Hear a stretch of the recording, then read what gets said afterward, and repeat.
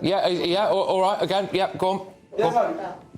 Stand up. No, I just think it's an absolute joke, because I'm not being funny. With all due respect, the government should close the borders, and they're still not doing it. So they're facilitating these men to come in, boatloads every single day. I don't care where they've come from. They shouldn't be here. They've come over here illegally.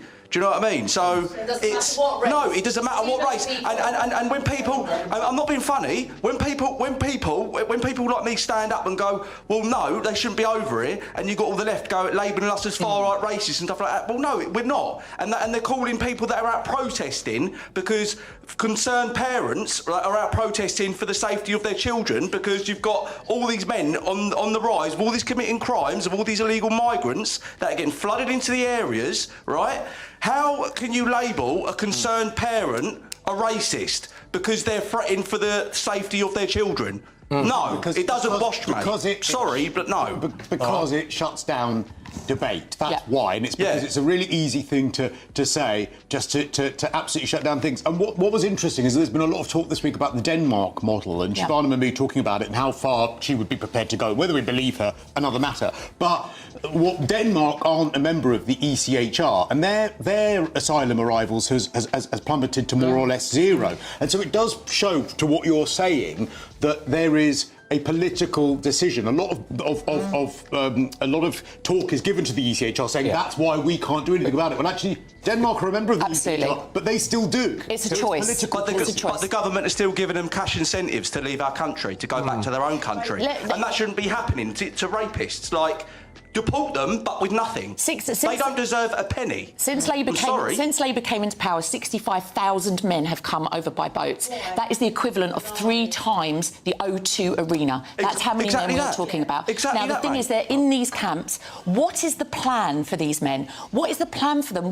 They're coming in, we're trying to stop a flood, but the tap is still on. So these men are still coming in. We can't put them in HMO. There is no room. All right, OK, well done, everyone. Thank you. Can I just say on this as well, one of the things that really winds me up about this is that if the people who are running that site will know about what's going on in there, so they will know. Point. And I believe that the police will probably have a pretty good idea about what's going on in there as well. So to continue having a free bus service for these people to be bussed into neighbouring towns or cities, I think is basically pretty much criminally dangerous.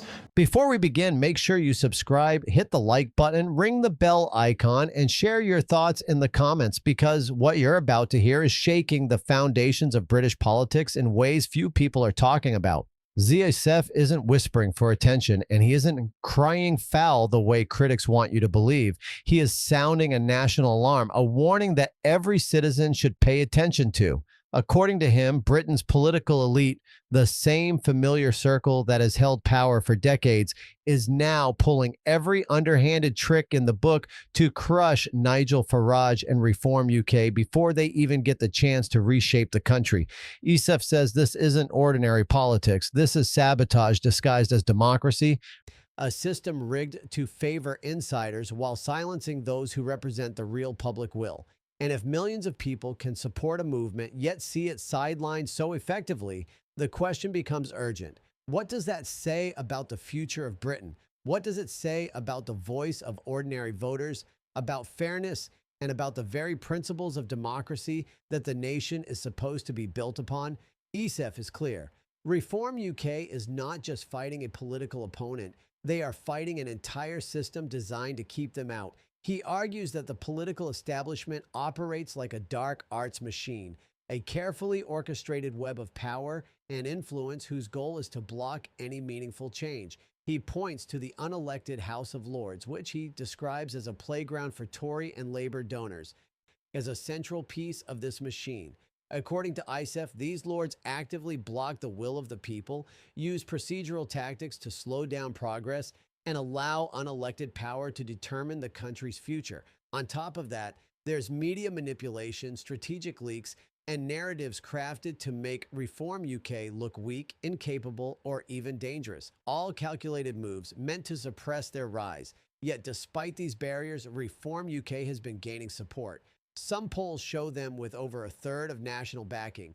Millions of citizens are ready for change, but ESEF reminds us that the system still holds 0 MPs, 0 lords, 0 representation, a system that seems determined to mute the will of the people no matter how loud it becomes. Whether you agree with the ESEF or not, what the core question he raises is undeniable.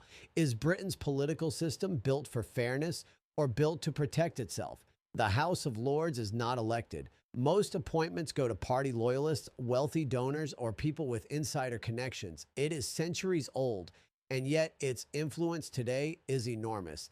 ISEF argues that this system is intentionally structured to protect the establishment from outsiders, making it almost impossible for new voices to gain real influence. Every time Reform UK grows stronger in public opinion, the machinery of the old guard moves to tighten control when procedural delays, committee blocks, legal obstacles, media pressure, and political maneuvering, all designed to keep reform powerless. From his perspective, it's not a coincidence that a party backed by millions is being effectively silenced. It's deliberate. ESEF goes even further when he talks about dark arts. He's not using a metaphor lightly. He is referring to a hidden network of political manipulation, pressure applied behind closed doors, strategic alliances formed in secrecy, bureaucratic barriers constructed to slow progress, and influential insiders making decisions the public never sees.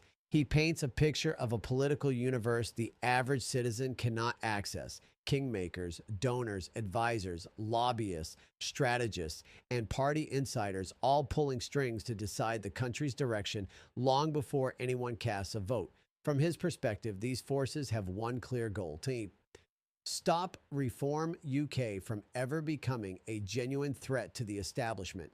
It's a system where public support can be immense, yet still irrelevant in practice. And when you think about it, that's not just a concern for one party. It's a warning for everyone who believes their voice matters. Now let's put this in historical perspective. Britain has a long history of outsiders being silenced or marginalized by the political elite. From early reform movements to Brexit campaigners to the rise of UKIP, we have seen repeatedly how the system resists real change. The insiders have always found ways to block, delay, or manipulate outcomes. What ESEF is describing is not entirely new, but it is more extreme, more visible, and more urgent. Because now millions are actively paying attention. Millions are demanding reform, and yet the response from the establishment is the same: tighten control, block the will of the people, and maintain power at all costs. But ESEF doesn't just stop at pointing fingers, and he asks the questions that matter most. If a party with millions behind it can be sidelined, if public opinion can be rendered powerless, what does that say about the legitimacy of the system itself? Are we watching the slow erosion of political fairness in Britain? Or is this simply the harsh reality of politics, a game so rough and manipulative that newcomers are always disadvantaged? Every democracy eventually reaches this test. When the people demand change, can the system respond, or will it protect itself above all else? And the stakes are higher than politics as usual, because this isn't just a battle over one party's survival. This is a battle for the future of democracy itself. If entrenched power can ignore millions of voters, if unelected elites can overrule public will without consequence, then what hope do ordinary citizens have? What message does that send to the next generation about the value of their vote, the fairness of the system, and the accountability of those in power? ESEF's warning is stark. Reform UK's fight is a test case for the health of British democracy, and right now that test is failing. Yet there is another layer to consider: the rise of public anger and engagement. Millions are not sitting quietly. They are watching, they are talking, they are sharing their opinions, and they are demanding change. The establishment can slow down a movement, delay reforms, and manipulate narratives, but it cannot completely erase the voice of the people. Every poll, every protest, every discussion online is evidence that the tide is turning. ESEF is sounding the alarm not just for Reform UK, but for every citizen who believes that the system should work for the people, not just the powerful few. And now the question turns to you. Who is really pulling the strings? Are ESEF's warnings justified? Are we seeing a system protecting itself from real change? Or is this simply the slow frustration of a movement facing normal political challenges? Are the dark arts real, or are they just a metaphor for entrenched power? Let us know in the comments. Give your full opinion because your voice matters here. This conversation is bigger than one party or one politician. It is about whether the future of Britain will be shaped by the people or by a small, unelected, unaccountable elite. And before you go, remember to like this video to support the channel. Subscribe for breaking updates, turn on notifications to never miss a story, and share your thoughts below.